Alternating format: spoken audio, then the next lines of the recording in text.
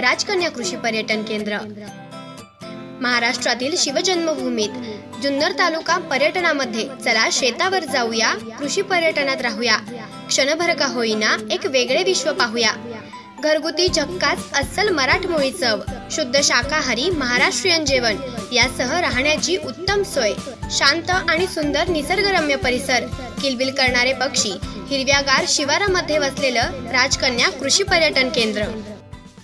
पुरवणी यादीमुळे शिरूर लोकसभा मतदारसंघातील मतदारांची संख्या 62,000 वाढली असून आता एकूण 21,73,527 मतदार उमेदवारांचे भवितव्य ठरणार आहे।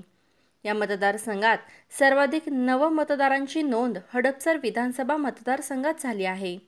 अंतिम मतदार यादी ते लोकसभा निवडणुकीची आचारसंहिता लागू होईपर्यंत मतदारांकडून आलेल्या अर्जाची पहिली पुरवणी यादी तयार करण्यात आली आहे। त्यानंतर उमेदवारी अर्ज दाखल होण्याच्या अगोदर 10 दिवसांपर्यंत आलेल्या अर्जाची दुसरी पुरवणी यादी बनवण्यात आली आहे। या दोन पुरवणी यादीमुळे 62,062 मतदार वाढले असल्याने मतदारांची संख्या 21,73,527 झाली आहे। अंतिम मतदार यादीमध्ये 21,11,465 मतदार आहेत।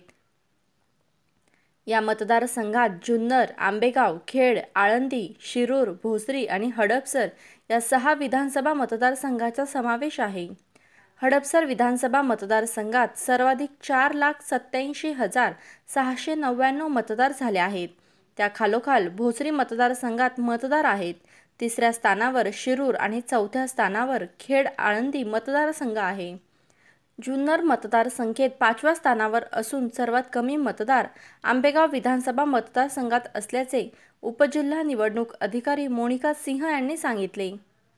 शिरूर लोकसभेतील मतदारसंघ व एकूण मतदार: हडपसर 4,87,699, भोसरीमध्ये 4,13,680, शिरूर 3,69,872, खेड व आळंदी 3,23,051, जुन्नर 2,98,891, तर आंबेगावमध्ये 2,80,334 असे एकूण मतदारसंघ व एकूण मतदार आहेत। Bureau report, Shivner prime.